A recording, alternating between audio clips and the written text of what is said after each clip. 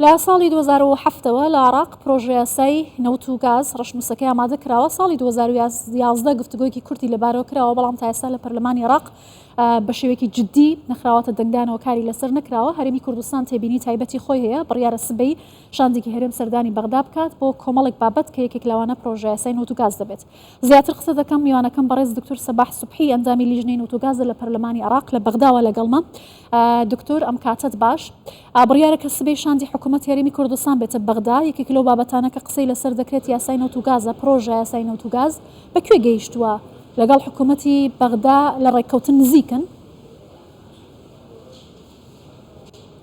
سڵاو لە جەنابەت گوڵباخان و گەشت بینەرانی کوردستان بسیار. بەڕاستی ئەم بابەتە گرنگیەکی ئەوتۆی هەیە بەنسبەت هەرێمی کوردستان و بەنسبەت عێراقیش، لەبەرەوەی ئەوە چەندی ساڵە تاکو ئێستا لە میانی لە 2007ەوە تاکو ئێستا بە هیچ شێوازێک یاسای نەوت و گاز دەرنەچووە، بەڵکو دوو پرۆژەی سەرەکیمان هەیە. ئەوەیش پرۆژەی یاسای 2007، پرۆژەی یاسای 2011 ئەوەی کە ئێستا گرنگێکە لەوەدایە کە کابینەی وەزاری بە سەرۆکایەتی محەممەد شایع سوودانی پێشتر لە ئۆکتۆبەری ساڵی ڕابردوو پێش 8 مانگ هەوڵی دا کە یەک لە گرنگترین ئەو بابەتانی کە تێدایبی ئەویش دەرکردنی یاسای نەوت و گازە بە حکمی ئەوەی کە ئەو کەرتە پێویستی بە تەنزیمکردنێکی ئەوتۆی هەیە و دەبێ کار بکە بۆ دەرکردنی ئەم یاسایە تاکو بتوانین یعنی هەنگاوی چاکسازی لەم کەرتە لە ناو ئەو کەرتەدا ئەنجام بدەین. بە تایبەت لە عێراق بەڕاستی دەمەشا دەکەین ئەو کەرتە یەکجار گەندەڵی تێدایە و کێشە و گرفتی یەکجار زۆر تێدایە لەبەر نەبوونی ئەم یاسایە. خۆشبەختانە هەرێمی کوردستان یعنی ئەزمونێکی جیاوازی پێشکەش کرد بە هەموو ئەو ئەزمونانەی کە عێراقەتی، چ لە ڕووی چاکسازی ئەم کەرتە، چ لە ڕووی شەفافیەتەوە، چ لە ڕووی ئەو یاسایی کە لە 2007ەوە داینابوو لە ئەو عەقدانەی کە هەڵی بژاردبوو عەقدی مشارەکەیە. چەندین ڕەخنەهات لەسەر ئەو جۆری ئەو عەقدە، بەڵام تەماشا دەکەین ئێستا عێراق دەستی پێکردووە بە بەستنی ئەو گرێبەستانە، ئەو جۆرە گرێبەستانە کە عەقدی مشارەکەی پێ دەڵێن لە جیاتی عەقدی خدمە. ئەوانە هەمووی هۆکارن بۆ ئەوەی مناقشاتەکان گەرم گورتر بێ. ئێمە ئەو کێشە و گرفتانی کە لە ناو ئەو یاسای هەیە ئەویش سەلاحیاتی جەولاتی تەراخیسە و تەنقیبە. یعنی هەرێمی کوردستان ئەگەر بە پاڵپشت بە مادەی 112 یەکەم کە باس لە حقولی حالی دەکات، دەڵێ ئیدارەی مشتەرەکە بێ بۆ الحقول الحالیە، ئەو حەقلانەی هەیە کەی ئەوە لە 2006 باشە. الحقول المكتشفة دەبی چۆن بێ ئەوە جێگای پرسیارە. یعنی حقوق مكتشفة کەواتە ئەوە سەلاحیاتی هەرێمی کوردستانە کە دەست پێ بکە بە ئیعلانکردن لەسەر جەولاتی تەراخیس، لەسەر ئیدارەکردنی ئەم حەقلانە. ئەوە کێشەی ئەساسی دەبێت ئەوە بکەین. دووەم لەسەر دەسەڵاتی تەفاوزی، دەسەڵاتی تەفاوزی مەجلیسی ئیتیحاد. ئەمە لەو قانونە ئەوەی دەردێ ئەنجومەنەکە پێ دەڵێن ئەنجومەنی ئیتیحاد کە پێک هاتووە لە 7 ئاکتەری سەرەکی. گرنگترینیان وەزارەتی سامان سروشتیەکان، وەزارەتی نەوتی ئیتیحادیە، ئیتر پارێزگاکانن، ئەوانە هەموویان. بەڵام ئەمە دەمانەوێت بزانین ئەو سەلاحیاتە. باشە، ئەو شاندەی حکوومەتی هەرێم کە بڕیارە سبەی سەردانی بەغدا بکەن لەسەر یاسای پرۆژە یاسای نەوت و گاز لەگەڵ کێ کۆ دەبنەوە؟ ئەو خاڵە ناکۆکانە چین کە هەرێمی کوردستان ئەوێت لەگەڵ بەغدا لەسەری قسە بکات؟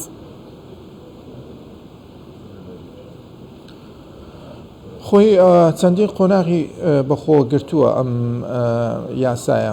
یەکەم ئەوەیە کە هەڵسان بە دروستکردنی وەفدێکی تەکنیکی کە ئەو وەفدە تەکنیکیە باز لە مادە تەکنیکیەکانی ئەو یاسایە دەکا. لەبەرەوەی ئێمە دەزانین کە ئەو یاسایەکە چەند ئەوەی هەیە، چەند سوبغەیەکی هەیە یا چەند ڕەهەندێکی هەیە، ڕەهەندی یاسایی و سیاسی و تەکنیکی و مالیشی هەیە.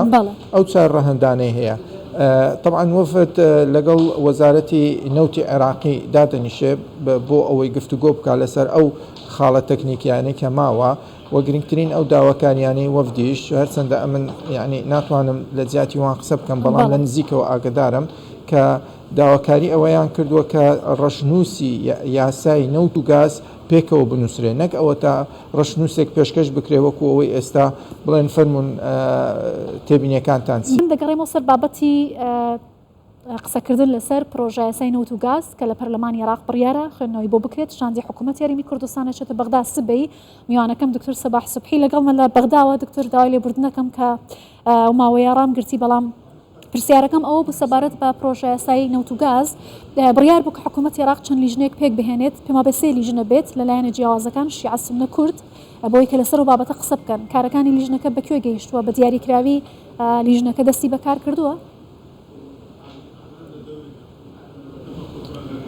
بەڵێ لە کۆبوونەوەی ڕابردوو ئەم بڕیارە درا کە لەبەرەوەی ئێمە بڵێن 3 پێکهاتەی ئەساسیمان هەیە ئەویش سونە و شیعە و کوردە هەر پێکهاتەیەکیش بەپێی ئەو پارێزگایانەی کە هەیەە هەرێمی کوردستان با بڵێن وەکو هەرێمێکی فدرالی ئینتاجی نەوتی هەیە لایەنی سونەکانیش هەندێک محافەزات هەیە ئینتاجی نەفت دەکەن بەڵام کەمترینە لەسەر هەموو بڵێن پێکهاتەکان لەگەڵ شیعەکانیش ئەویش ینی بەسڕیان هەیە میسانیان هەیە دیقاریان هەیە ئەوانە هەمووی دەچێتە قاڵبی بڵێن ئەو پارێزگایانەی کە ئینتاجی نەوت دەکەن لەو حاڵەتە تەمەشا دەکەین هەر پێکهاتەک و نەوع داواکاریەکی هەیە ئەوە لەسەر ئاستی پێکهاتە لەسەر ئاستێکی دیکەش پێویستە باز لەوە بکرێکە مۆزوعی نەوت